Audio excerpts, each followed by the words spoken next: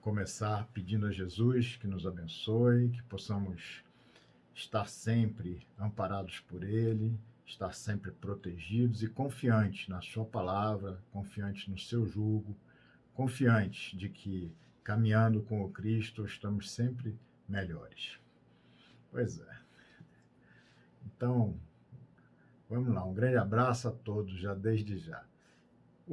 A fala de hoje, o tema é desconhecimento de si mesmo, baseado no livro Autodescobrimento, é o volume 6 da série psicológica de Divaldo Franco, Joana de Ângeles, e o livro Autodescobrimento, Uma Busca Interior. Esse capítulo desconhecimento de si mesmo. É muito interessante que a gente possa refletir sobre isso, refletir sobre este momento, principalmente nesse momento que vivemos, com todas essas dificuldades, com a transição verdadeiramente dando mostras, dando uma boa noite a todos, chegando para que possamos compreender que as coisas têm que fluir numa direção da paz, do amor, e que se não compreendermos essa palavra, se não compreendermos a ideia de exatamente cooperação, de comunidade, de um cuidar do outro,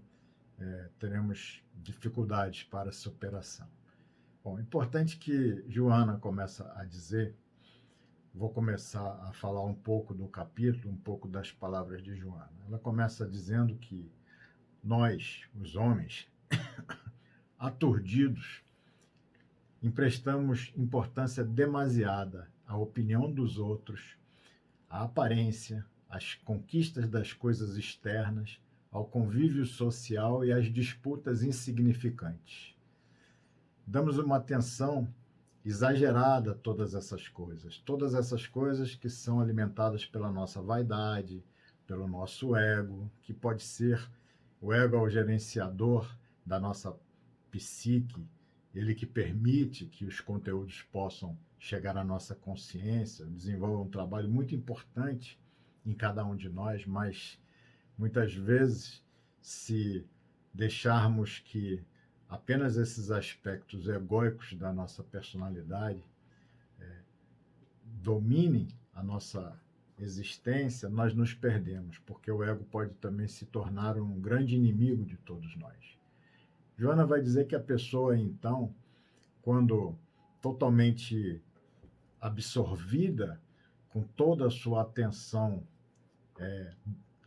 direcionada apenas por esses aspectos das coisas externas, para essas disputas insignificantes, porque é uma vida tão breve que aqui nós temos, para que tantas disputas e para que tanta necessidade de sairmos como a última palavra, os donos da última palavra, como aqueles que saem na posição dos que estão corretos.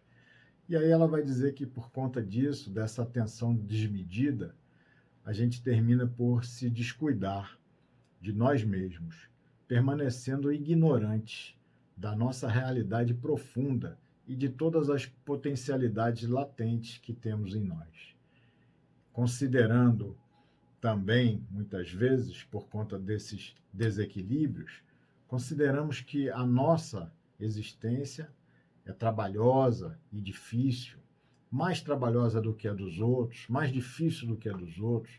Perdemos, então, um parâmetro de uma análise equilibrada das nossas vidas e aí terminamos por descambar num abismo da autocompaixão, das depressões, da infelicidade.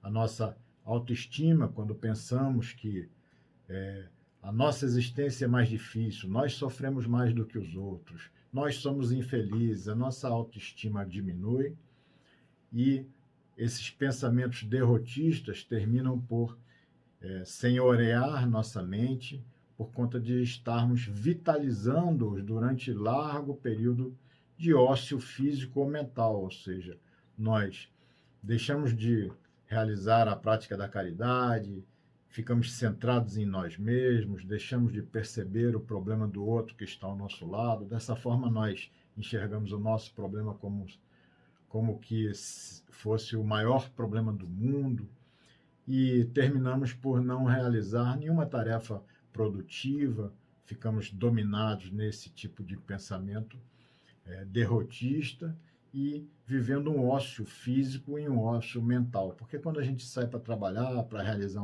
alguma atividade de caridade, a gente sai do ócio físico. Quando a gente começa a pensar em outras coisas, nos problemas das outras pessoas, a gente também consegue deixar o nosso problema, esse ócio mental de ficarmos só presos na mesma realidade, na mesma realidade nossa, na nossa pequena realidade, né?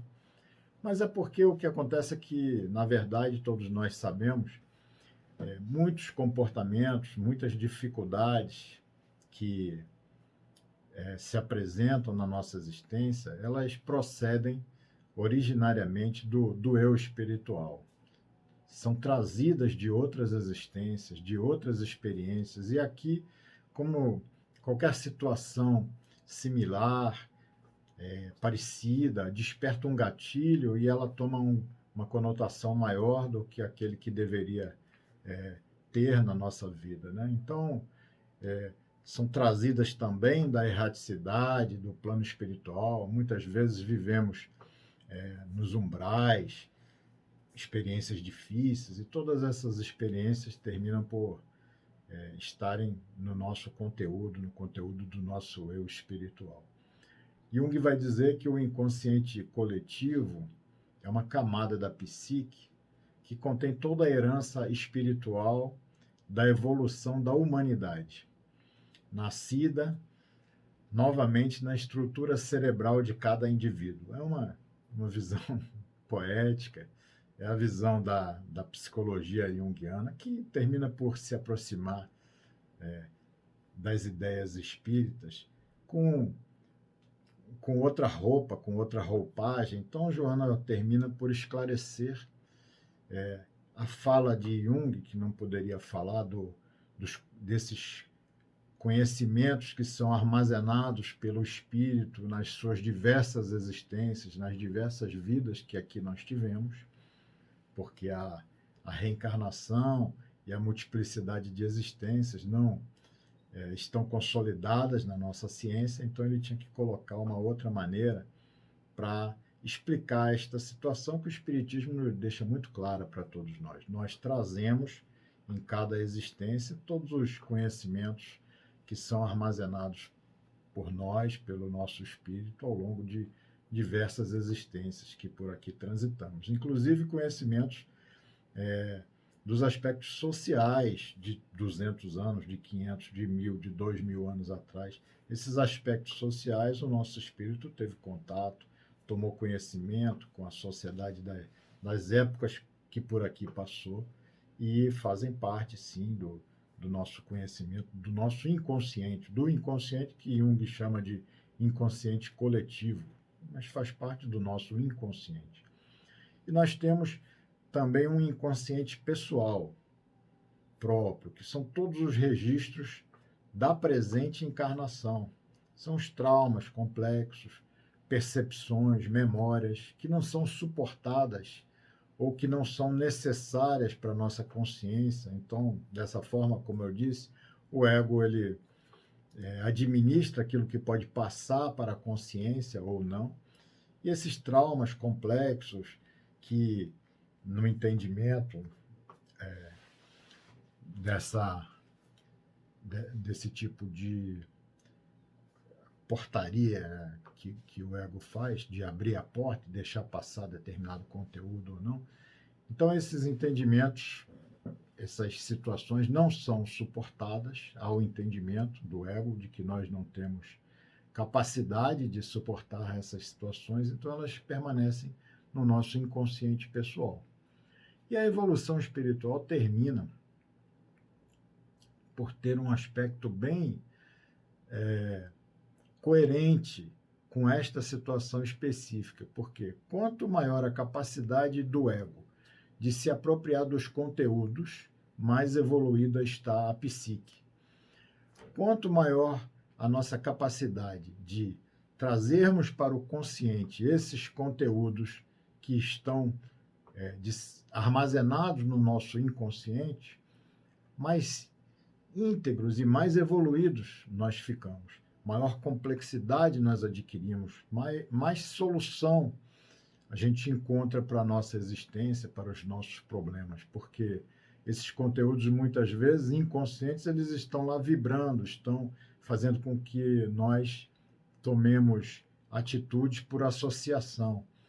Mas conhecido o problema, fica muito mais fácil de administrar o problema e de encontrar para ele uma solução. Sócrates dizia que o trabalho dele era como o trabalho de sua mãe, porque sua mãe era uma parteira e dava luz aos filhos das mulheres de sua cidade.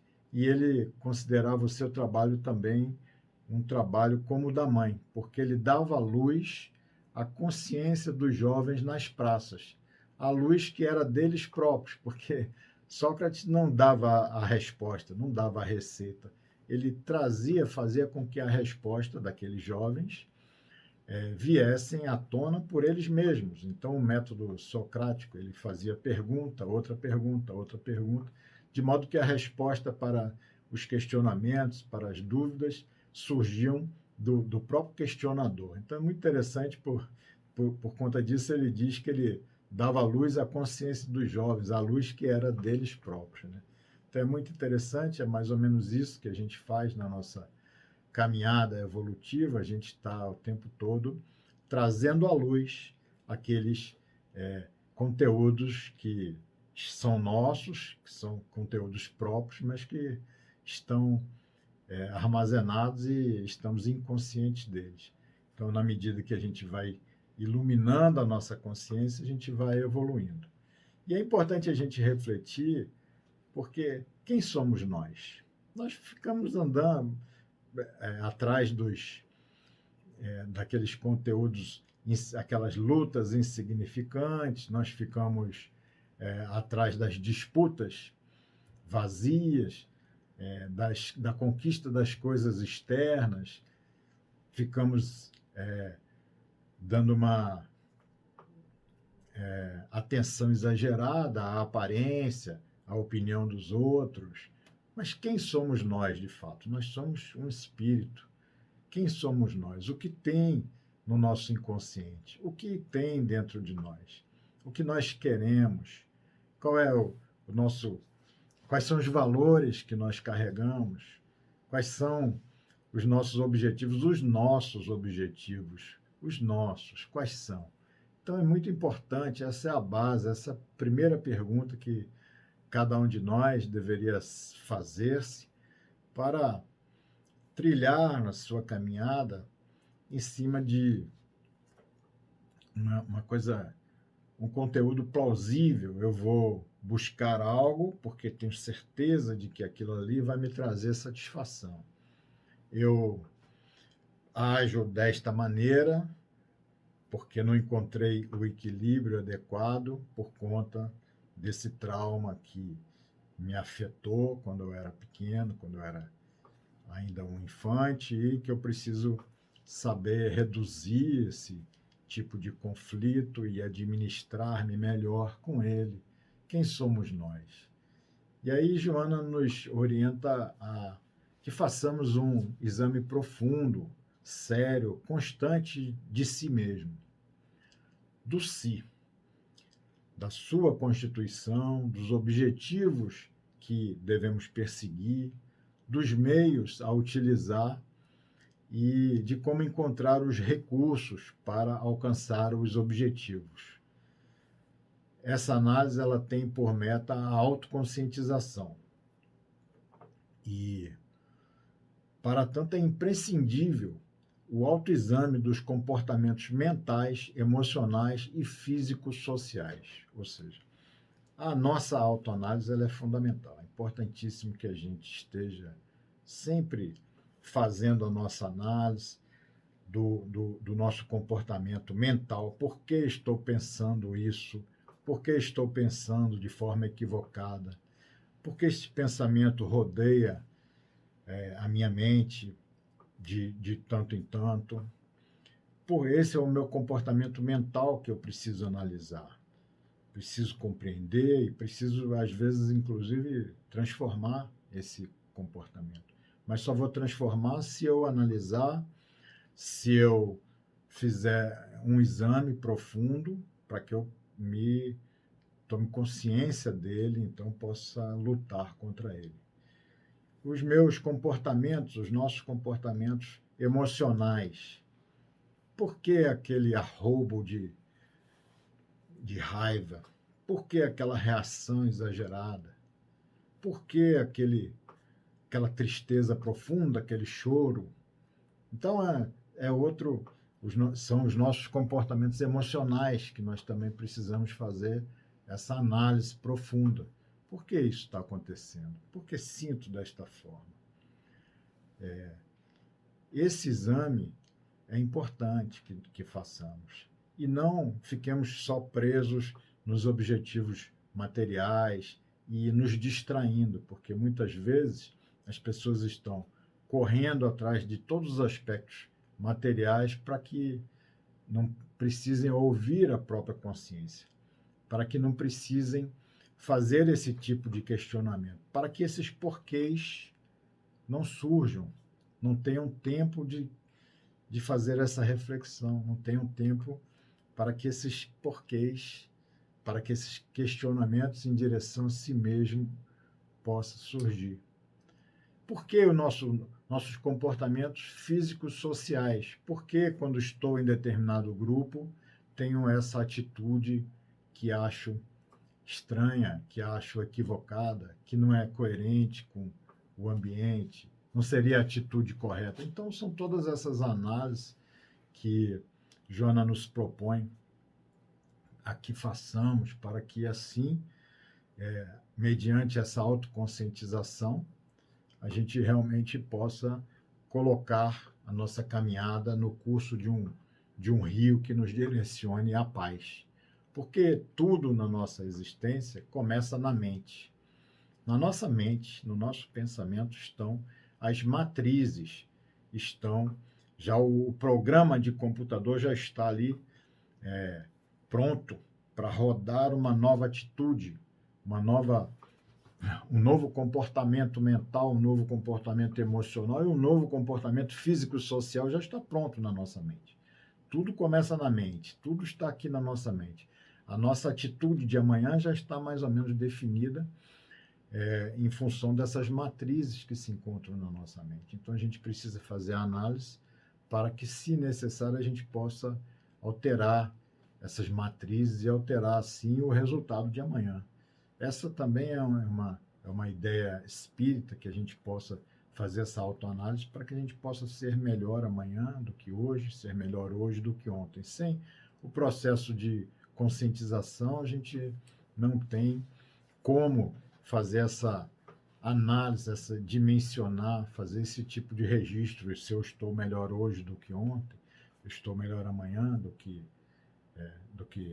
estarei melhor amanhã do que estou hoje. Então, o conhecimento espírita, ele é uma ferramenta que acho que é a primeira encarnação que a grande maioria de nós está tendo contato com esta ferramenta do conhecimento espírita. E ele é profundamente libertador, porque o esclarecimento sobre si mesmo, sobre a nossa origem, sobre o nosso destino e o porquê aqui estamos encarnados, é fundamental esse esclarecimento, para que a gente realmente, em cima desse ponto de vista, a gente possa ter uma atitude muito mais coerente. A imortalidade, o conhecimento da imortalidade, o entendimento de que a morte é simplesmente o início da vida no plano espiritual, que é o plano verdadeiro, porque nós somos de lá, não somos de cá.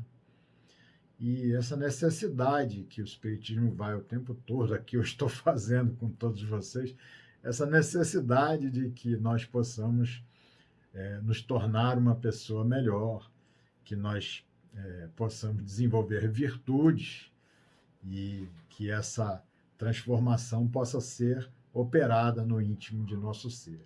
O questionamento é a base de todo mundo que quer crescer. Estava lendo um livro, vi uma biografia de Marilyn Monroe.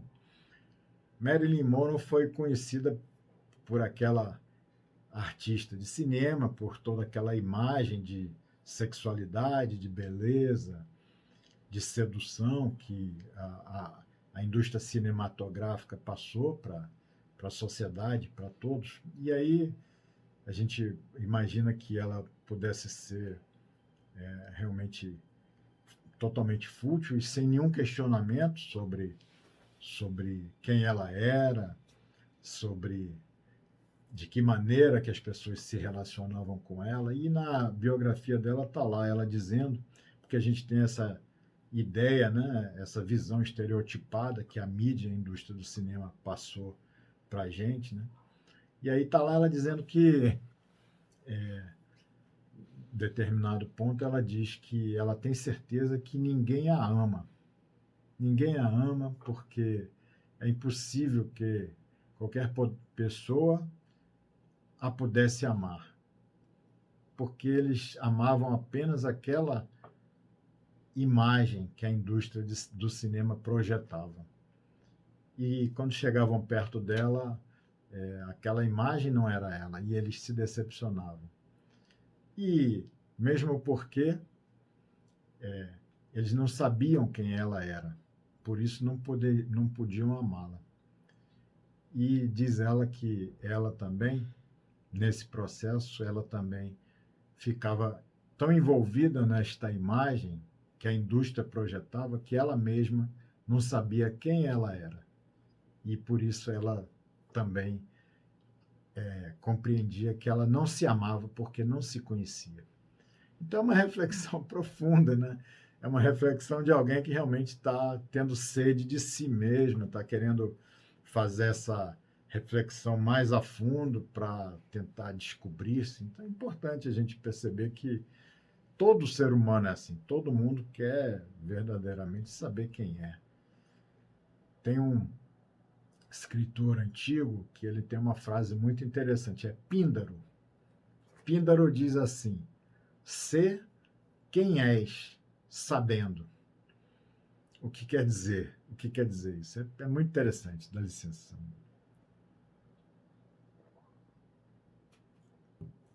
Ser quem és, sabendo. Ou seja, ele quer dizer que nós devemos ser realmente quem nós somos, desde que a gente tenha certeza de que a gente saiba quem nós somos. Porque muitas vezes nós apenas reproduzimos aquele comportamento de manada. Se todo mundo gosta do determinado lugar, eu também tenho que gostar. Se todo mundo viaja para aquele lugar quando sai de férias, eu também vou para lá. Se todo mundo gosta de determinada música, eu também tenho que gostar. Mas às vezes aquela música é irritante, mas eu acho que eu tenho que gostar, eu fico me forçando. Então a gente vai contra a nossa natureza exatamente por não saber quem nós somos. Então é importante a gente se interrogar a respeito de quem e quais as possibilidades que a gente pode utilizar para o nosso desenvolvimento íntimo. Porque se eu não sei quem eu sou e eu vou utilizar para o meu crescimento as escolhas do outro, as músicas do outro, o comportamento do outro, eu não vou me desenvolver. Para desenvolver o meu íntimo e para que eu possa me realizar como ser, eu tenho que saber quem sou e fazer esta interrogação e utilizar essas possibilidades que estão coerentes comigo.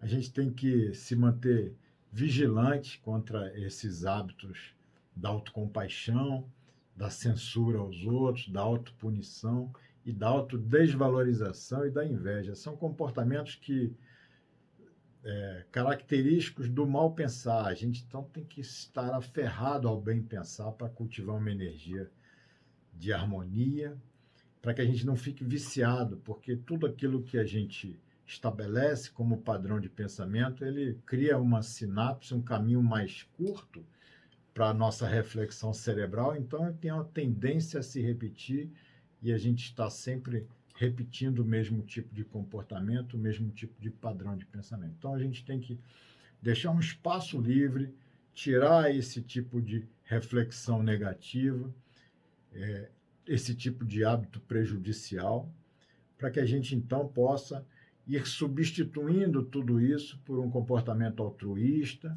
pela fraternidade, pelo auto-amor.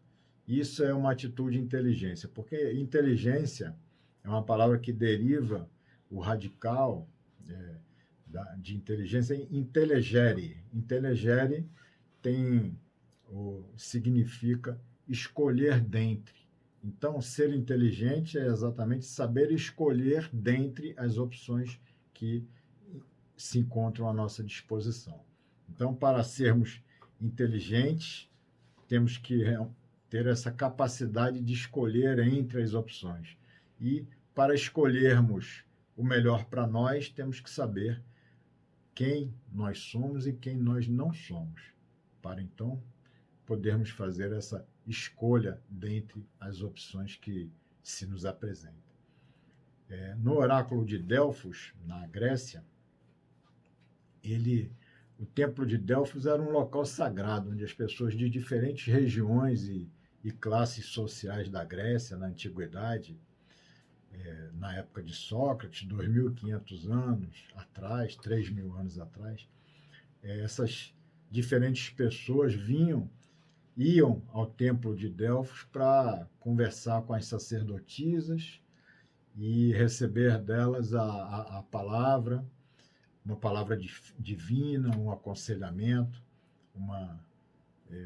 fazerem suas perguntas, seus questionamentos. E na entrada desse templo existiam 3 frases de grande sabedoria nas paredes do templo. A primeira todo mundo conhece, que é o conhece-te a ti mesmo.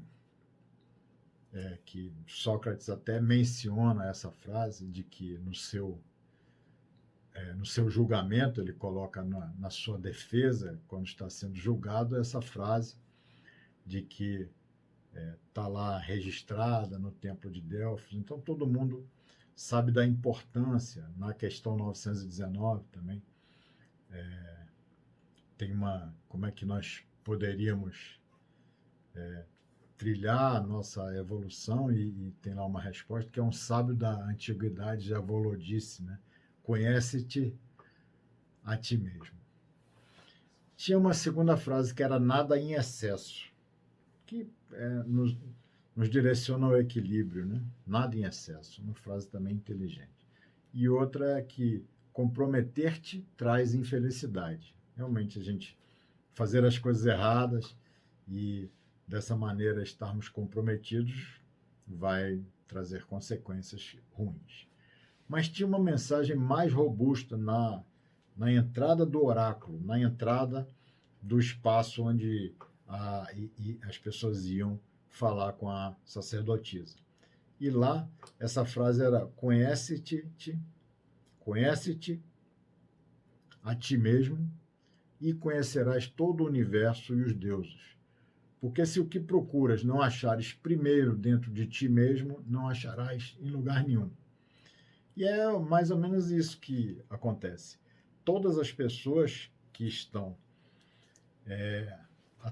como diz Joana, estão nessa busca intensa, estão aturdidas no mundo, né? Elas se movimentam em busca de algo, mas estão buscando fora. Se não encontrarmos dentro de nós, não encontraremos nada fora, porque fora de nós só existe aquilo que está dentro de nós. Nós precisamos encontrar dentro de nós para que aquilo surja fora de nós. A gente só vai ter capacidade de percepção do mundo externo se esse mundo já estiver construído dentro de nós. André Luiz diz que o universo dentro de nós constrói o universo fora de nós. E Jung também vai dizer para a gente que existem essas histórias, os contos, os mitos que vão sendo colocados como histórias de sabedoria e de valor durante muito tempo, histórias antigas sobre os mitos de todos os tempos. E todos os mitos, todas essas histórias referentes aos mitos, elas têm sempre um personagem central. E o personagem central é o próprio homem. É o próprio homem. E os personagens secundários das histórias míticas são os fatores psicológicos deste homem, que são projetados do lado de fora para que ele os veja. E aí Jung nos ensina isso e vai falar também sobre a estrutura dos nossos sonhos. Que essa estrutura onírica dos nossos sonhos é também a mesma estrutura das narrativas míticas. Porque todos os personagens dos nossos sonhos somos nós mesmos. Inclusive, o personagem principal de qualquer sonho que a gente tenha somos nós. E os personagens secundários são os aspectos psicológicos. É a consciência vendo fora aquilo que não consegue se ver dentro. Então, também os nossos sonhos funcionam desta maneira. É uma maneira da consciência mostrar aquilo que a gente precisa conhecer para que possamos crescer e evoluir e realizar um autoconhecimento, um conhecimento a mais. Então, é uma projeção para que o homem possa fazer o processo de autoconhecimento. Conhecer a si mesmo é importante para que se possa dominar a si mesmo. Dominar a si mesmo para, consequentemente, conquistar valores, virtudes e sabedoria. Nós vamos evoluir a partir da conquista de valores, virtudes e sabedoria. Mas não conseguiremos alcançar valores, virtudes e sabedoria sem o domínio de si mesmo, sem uma ação coordenada, sem uma ação equilibrada no mundo. Evolução é esse convite permanente ao autoaprimoramento. A evolução nada mais é do que evolução da própria consciência. A evolução é este processo mesmo de lançar luz sobre trevas, adquirir consciência daquilo que nós somos, adquirir o discernimento sobre nós próprios, consequentemente sobre o mundo e sobre os outros, porque o discernimento sobre o que está dentro de nós vai produzir discernimento sobre o que está fora de nós. Então, a evolução é mais ou menos isso, alargar a nossa visão, porque quanto mais estreita a nossa visão, mais difícil, mais frágil é o nosso caminhar. Quando a gente alarga a visão, a gente enxerga o caminho de uma forma mais ampla, com mais possibilidade de identificação dos obstáculos. Então, alargar a visão é facilitar a caminhada. Alargar a visão é esse passo que nós damos na nossa evolução. O conhecimento espírita ele é tão importante para todos nós porque, dentro desse aspecto de alargar a visão, o conhecimento espírita vai alargar a nossa visão espiritual, vai permitir que a gente possa estar sendo aqui alfabetizados dos domínios da vida. André Luiz vai dizer no Nosso Lar, né, que lá quando ele chega como um náufrago. E como um náufrago ele não sabia se movimentar. Então ele não tinha nenhuma condição de transitar ali naquele mundo espiritual onde ele chegou, porque não tinha desenvolvido as possibilidades e as capacidades. Era um excelente cientista, médico, teve uma vida muito produtiva do ponto de vista da ciência, da medicina, mas ele não tinha nenhum pensamento a respeito da vida espiritual, não se preocupava com esses aspectos. Esses aspectos estavam distantes da sua realidade, ele não tinha nenhum interesse. E por isso ele chega lá e tem essas dificuldades iniciais, porque era um espírito evoluído, mas tem essas dificuldades iniciais por conta desse afastamento total de não buscar o conhecimento de um aspecto interior, de um aspecto também do espírito, da vida espiritual, de tudo isso. Ele vai dizer também no livro Ação e Reação uma frase que é extremamente importante e muito chocante. Ele vai dizer que o que mais chocou ele, o que mais impactou ele no mundo espiritual foi encontrar lá no plano espiritual verdadeiras feras humanas.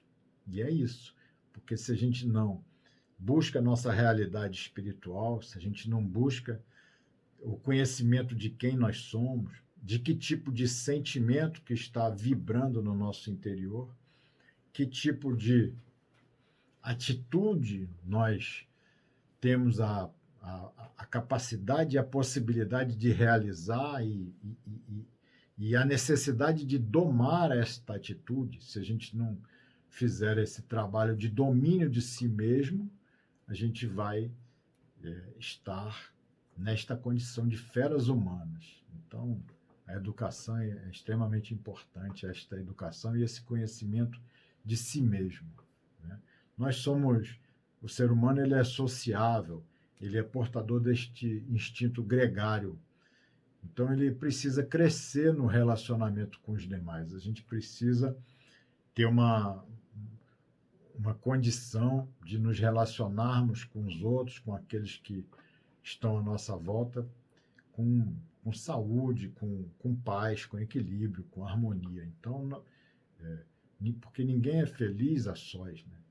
Agora, a gente precisa ter sempre cuidado para que a gente não seja mecanizado nesses hábitos, né? Que a sociedade vai dizer para a gente o que deve fazer, a gente não vai refletir e vai terminar fazendo. Dessa maneira, a gente vai estar agindo sem reflexão nenhuma, né?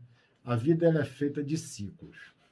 Nós temos outono, inverno, que é o momento do homem, principalmente nos locais mais frios, né? O outono e inverno é aquele momento do homem vir para dentro, ficar dentro de casa, estudar, ler um livro, enriquecer-se intimamente. E agora nós temos essa vivência da pandemia, é o inverno que nós estamos vivendo. E no inverno, o que a gente precisa fazer? Fazer esse movimento de vir para dentro, ler um livro, enriquecer intimamente, enriquecer culturalmente, ler um livro, ouvir uma palestra e trazer conceitos novos e iluminação nova para a nossa mente. Esse é o momento do inverno. Para que depois, na primavera e no verão, a gente possa sair, mas a gente vai sair já tendo algo a mais para compartilhar com os outros. Porque uma pessoa vazia que vai passar o inverno sem se enriquecer do ponto de vista espiritual, do ponto de vista cultural, quando termina o inverno não tem nada para dividir, para compartilhar com os outros. Então, este inverno que a gente possa realmente trabalhar esta pandemia para nos enriquecermos espiritualmente, para que a gente possa depois ter uma vida de compartilhamento, coisas para levar aos outros. Né? A parábola dos talentos da Bíblia diz mais ou menos isso, porque aquele que recebeu aquele talento e enterrou ele, guardou e não fez ele multiplicar, ele é mais ou menos isso. Nós recebemos a vida como sendo esse talento. Para quê? Para que a gente possa crescer, para que a gente possa fazer um autoconhecimento, para que a gente possa identificar as nossas dificuldades, trabalhar nelas, crescer sobre elas.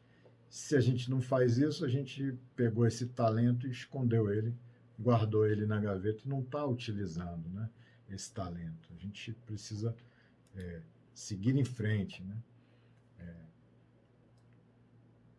O importante é que, assim, o ser humano, ele, quando ele está consciente de para onde ele deve ir e de todas as responsabilidades que são dele mesmo, ele mesmo construiu o momento presente, o momento atual, e que é também responsabilidade dele construir um novo momento no amanhã. Então, é a frase de Joana, que é sensacional, que é o ser consciente é aquele que não se culpa. Então, a gente não vai se culpar por nada que nós tenhamos feito para chegarmos aqui nesse momento desta forma.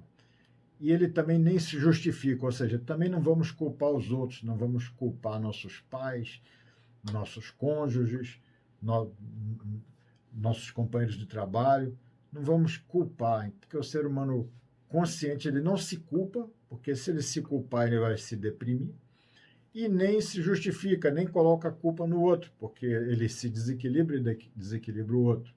Então, quando está consciente, não se culpa, nem se justifica, ele apenas se transforma. Trabalha para a sua transformação, trabalha para a sua evolução.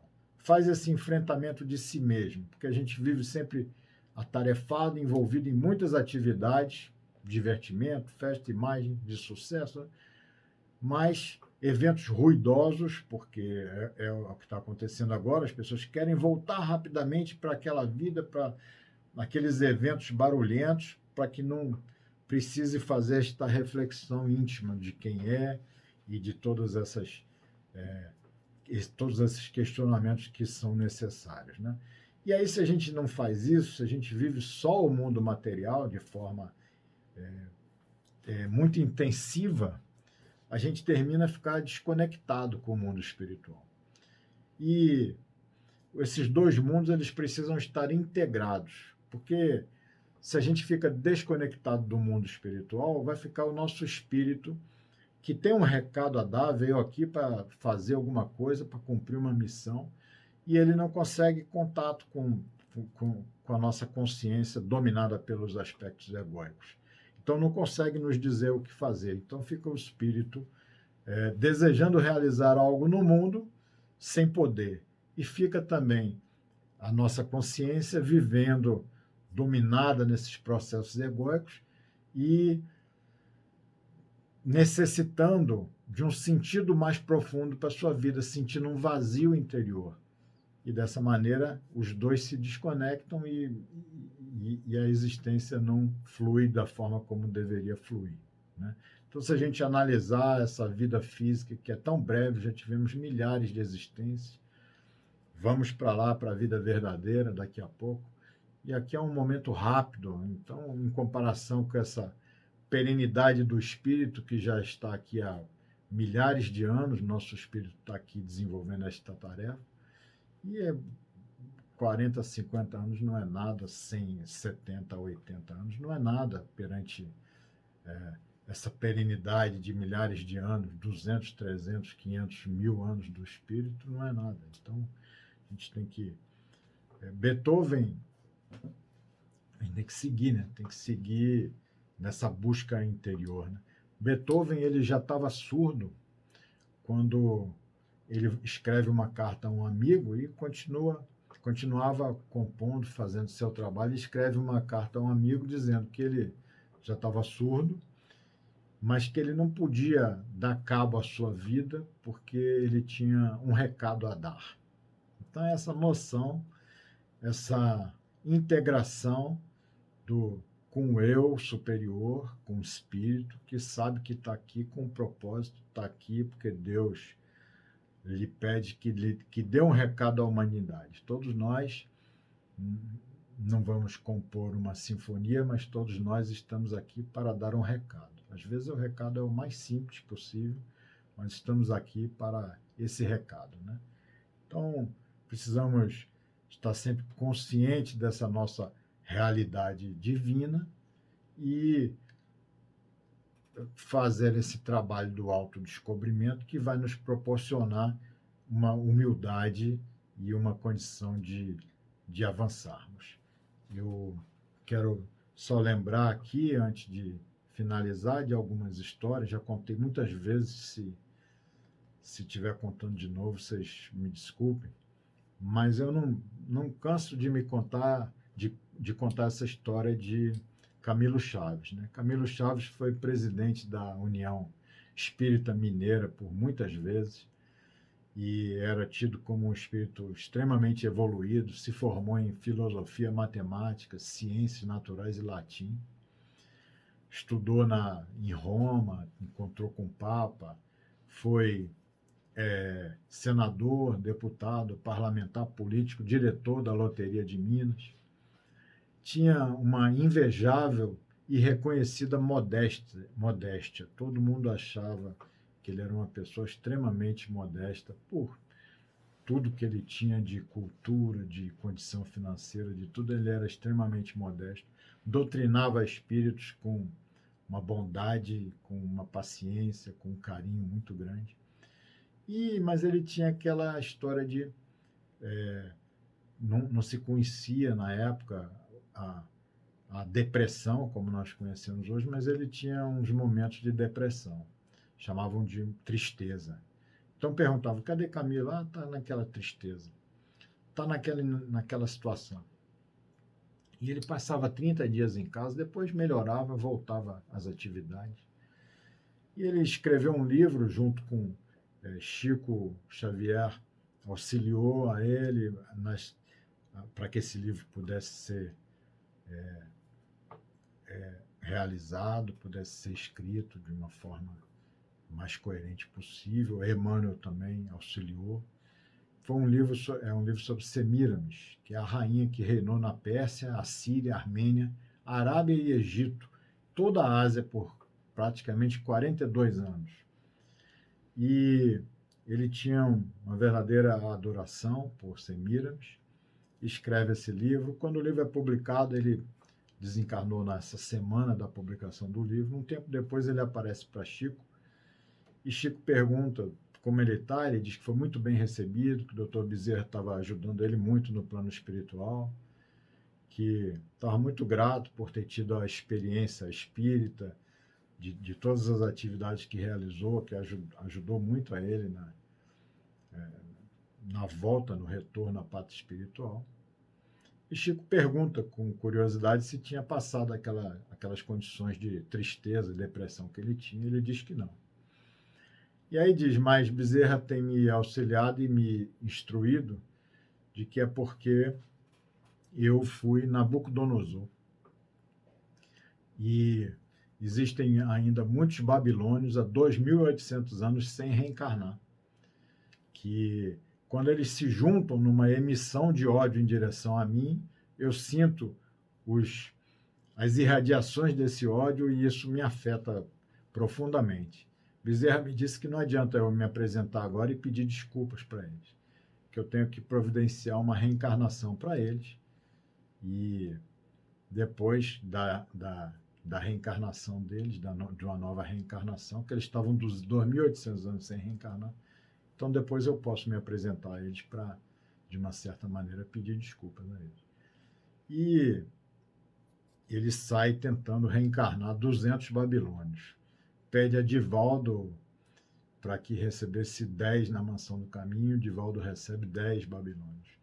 Cresceram e, segundo Divaldo, nenhum dos 10 conseguiu falar o português corretamente, porque eles estavam presos, não tinham matrizes das línguas mais atuais na mente, ainda estavam presos nas matrizes das línguas de 2.800 anos, que era o tempo que eles estavam sem reencarnar.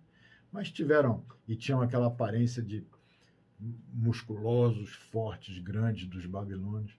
E foi muito interessante essa história. Então, isso é muito legal a gente perceber que Deus dá para a gente todas as oportunidades. Deus permite que Nabucodonosor, que prendeu o profeta Daniel, que inventou o vidente que cegava os inimigos com um golpe só, não precisava dar 2 golpes de espada, vai permitir que Nabucodonosor vá se reconstruindo aos poucos, para ter tido uma última existência exitosa, já totalmente transformado, já um pregador espírita, um doutrinador amoroso, e está lá no plano espiritual se recompondo. Então, nós temos todas essas possibilidades que nos são oferecidas. Eu só posso desejar. Então, por isso, a ideia de falar dele é porque conhecer quem nós somos é muito importante. Fazer essa análise daquilo que nós somos, para que a gente ganhe também humildade para aproveitar o tempo da melhor maneira possível. Eu quero agradecer a vocês a oportunidade pedir a Jesus que possa abençoar a todos e que nós possamos seguir sempre em paz com Jesus nos nossos corações. Boa noite a todos, que Deus nos abençoe.